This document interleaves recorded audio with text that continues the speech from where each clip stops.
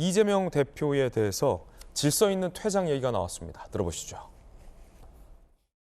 친명 내부에서 질서 있는 퇴진론을 이야기했어요. 비대위 체제가 꾸려져서 총선 치르게 될 거다. 사실에 가까운 얘기 아니겠습니까? 이재명 대표께서 내년도 총선 승리를 위해서는 어떤 일이든지 반드시 우리가 선택할 수 있어야 한다는 그런 취지의 발언을 하신 것을 들은 적이 있습니다. 내년도 총선 승리가 가장 큰 판단의 기준이거든요. 어떤 게 유리하냐 이걸 보고 판단을 해서 결정해 나가시겠죠? 질서 있는 퇴장. 그런데 이상민 의원은 질서 있는 퇴진이 어딨냐라며 빠른 퇴진을 이야기했습니다. 시간 벌기용, 상황 모면용에 불과하다. 끌면 끌수록 본인도 당도 타격. 국민들이 예상 못했을 때 전격적 사퇴해야 울림을 줄 듯이라는 인터뷰도 나왔습니다. 자, 일단 이양수 의원님, 질서 있는 퇴진이 어떤 걸까요? 질서 있는 퇴진이라고 하는 그 단어가 나온 것이 사실 박근혜 대통령 탄핵 당시에 저희 당내에서 좀 질서 있게 그 절차를 밟아서 퇴진을 하자 이런 거였거든요. 근데 이제 이번에도 지금 그 얘기가 나오는데 제가 보기에는 그 당시는 사실 좀 너무 성급하게 좀 퇴진이 이루어졌던, 그래서 탄핵 표결이 이루어졌던 것 같고, 이번엔 사실 이재명 대표의 경우는 너무 늦는 거 아닌가 하는 생각이 듭니다. 지금 기소까지 되어 있는 상황이고, 그리고 지금 수사 중인 사건이 한 건, 두 건이 아니고 지금 여러 건이거든요. 그래서 저는 그동안은 이재명 대표가 참 후한무치하다.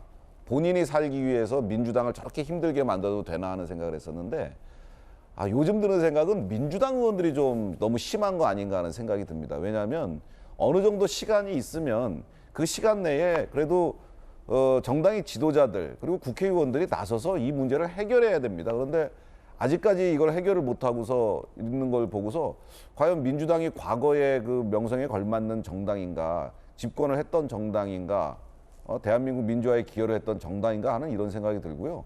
그런 정신들이 이제 없는 것 같아요. 그냥 그 당대표한테 그냥 쭉 줄 서고 저 사람하고 의리를 지키는 것이 국민들과의 의리보다 훨씬 더 중요해져 버린 것 같고, 이렇게 되면은 민주당 의원들이 욕을 먹어야 될 수밖에 없는 상황이 됩니다. 이재명 대표 같은 당대표를 계속 당에서 유지하고 있는 것은 민주당 국회의원들이 제대로 지금 목소리를 내지 않고 올바른 상황 판단 능력을 잃어버린 거 아닌가 하는 생각이 들거든요. 저는 이상민 의원이 국민들께는 굉장히 솔직한 말씀을 하신 것 같아요. 지금 너무 늦었다. 질서 있는 퇴진 운운할 때가 아니다. 즉각 퇴진하고 민주당을 빨리 바르게 세우는 것이 대한민국 정치라든가 국익에 도움이 된다라고 저는 생각하고요. 저는 뭐 전용기 의원님도 나와 계시지만 민주당 의원님들께 이제는 촉구드리고 싶어요. 이재명 대표한테는 더 이상 기대하지 않습니다. 예. 자, 질서 있는 퇴진과 사실은 이계호 의원이 얘기하는 질서 있는 퇴진이라는 것과 이재명 대표 측 친명계 입장도 또 달라요. 여기는 퇴진은 없다고. 이계호 의원은 질서 있는 퇴진, 좀 나중에 퇴장. 이상민 의원은 무슨 소리, 지금 퇴진. 퇴진의 어떤 3단계인데 민주당 현역 의원들은 이 세 가지 의견 중에서 어느 쪽에 좀 가 있습니까, 주로?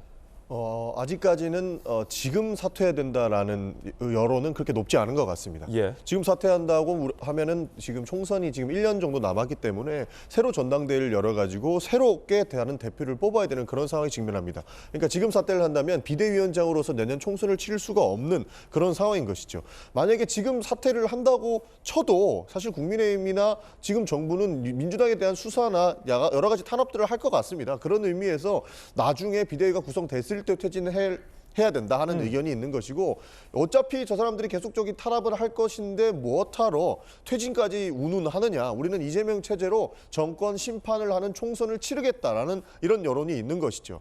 제가 좀 전에 말씀드렸던 민주당 탄압 이 말씀은요, 사실 민주당 의원들 이 사실 다 체감하고 있는 그런 수순인 것 같습니다. 이재명 대표가 사퇴한다고 해가지고 윤석열 정부가 이재명을 가만히 두겠느냐. 많은 언론들은 이미 사퇴를 한 이재명 대표의 모든 재판은 가서 생중계를 할 것이고요. 이제 이재명 말고 다른 사냥감을 찾겠죠. 다른 사냥감을 찾아서 수사를 벌일 것이고, 그에 대한 하나의 척도로 볼 수 있는 게 문재인 대통령 을 향한 그런 수사로도 볼 수 있을 것 같습니다. 뭐 서해 공무원 사건도 지금 뭐 여러 가지 장관 출신들을 기소하지 않았습니까? 그러니까 이재명이 없다 한들 이재명에 대한 재판은 모든 것이 공개가 될 것이고 속속들이 국민들께 전달이 될 것이고 검찰은 이제 다른 사냥감을 찾아서 검찰발 단독 뉴스를 계속적으로 띄울 것인데 그러면 우리가 이 탄압에 맞서서 정면 돌파를 하는 것이 맞지 않느냐 하는 이런 의견들이 있는 겁니다. 그래서 이 퇴진의 3단계 이야기가 나오지만 지금 퇴진해야 된다고 하는 여론들은 그렇게 민주당 의원 내에서는 높지 않다 이런 말씀 드리겠습니다. 그렇군요. 한편 이재명 대표는 개딸들에게 좀 참으라라고 자제를 촉구했습니다. 하지만 개딸들이 이 대표의 말을 듣지 않고 있습니다. 일단 참으라는 이 대표의 발언부터 들어보시죠. 너는 왜 나와 생각이 달라? 라고 해서 막 색출하고 또 뭐 청원해가지고 망신을 주고 공격을 하면 기분은 시원할지 모르겠는데 이 당의 단합을 해치잖아요.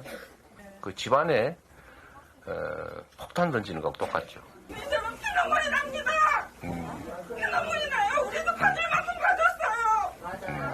우리도 받을 만큼 받고 하는 거예요. 우리 대시민들은 얼마나 참았는지 알아요? 참을 만큼 참았다라며 이 대표에게 호소하는 소위 개딸 분의 목소리도 좀 들었는데요. 이 대표의 만류를 안 들었어요. 트럭 시위를 했습니다. 다음 날. 개딸들 강병원, 윤영찬, 이원욱, 전해철 지역 사무실 앞에서 1톤 트럭 시위. 만류 다음 날 바로 트럭 시위하면 이 대표가 조금 민망해질 수도 있을 텐데 국민들은 이재명을 믿는다. 당대표들이 그만하라. 이 대표 트럭 시위 누구인지 아시나? 제발 하지 말아달라고 해달라. 이재명 부탁에 결국 중단을 하긴 했습니다. 하지 말라고 하면 좀 안 하셔야지.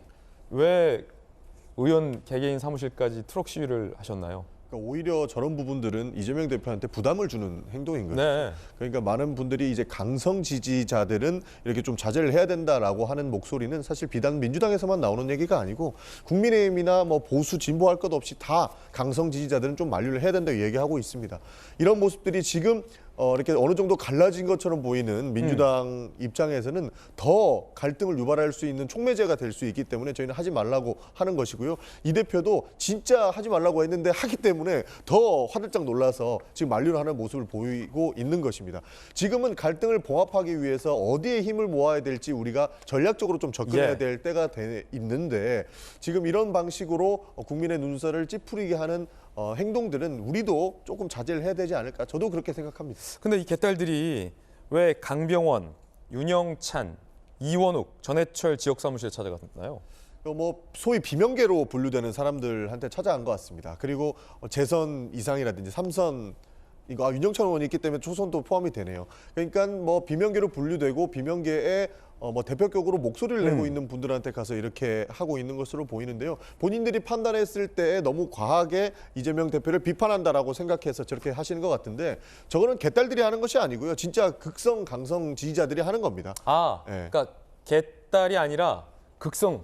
그러니까 우리가 모든 강성 지지자들을 개딸로 분류하는 경우가 있는데 개딸에도 좀 나뉘가 우리 정도가 소위 다르다. 개혁의 딸로 불리는 분들께서는 개딸의 명칭을 명확하게 해야 된다. 개딸은 이재명 대표를 대선 후보 때 알아보고 나서 들어온 20대, 30대 여성들을 지칭하는 게 개혁의 딸들이지. 연령 제한도 있군요. 모든 강성 지지자들이 개딸은 아니다라고 이야기를 하더라고요. 아까 그 영상에서 보니까 우리도 참을 만큼 참았어야 하신 분이 그 연령 제한의 범주에 들어오는지는 잘 모르겠는데 음성만으로는 그럼 그 연령을 벗어나면 개딸이 아닙니까? 그러니까 그분들은 개혁의 딸들이라고 하는 분들의 그룹에서는 모든 강성 지지자들이나 그러니까 모든 지지자들이 개딸은 아니다. 이건 좀 정확하게 구분을 해야 된다고 말씀하시더라고요. 그렇군요. 그건 이제 또 개딸 일각의 호소인 셈이군요. 네, 그렇죠. 맞습니다. 저 사람들은 개딸이 아니다. 그래서 그 트럭 시위는 개딸입니까 아닙니까? 개딸이 한 것이 아니다라고 저는 알고 있습니다. 아, 그래요? 네, 그래서 소위 일부 강성 지지자들한테도 민주당 대표인 이재명 대표가 트럭 시위 같은 갈등을 유발하는 것은 하지 말아달라라고 이야기를 했던 것이고요. 지난번에 김영주 의원이 이 방송에서도 한번 이야기한 적이 있는데 이렇게 계속 갈등을 유발하는 방식으로 간다면 오히려 다른 일부 세력의 목소리로 볼 수도 있기 때문에 하지 말아달라 이런 얘기를 하셨거든요. 저도 그 일부분에 동의를 하는 부분이 있어서 이런 갈등 유발은 조금 자제해야 된다 이런 말씀 드리고 싶습니다. 예, 트럭 씨는 개딸이 아니다 라는 전용기 의원님의 의견도 들어봤습니다.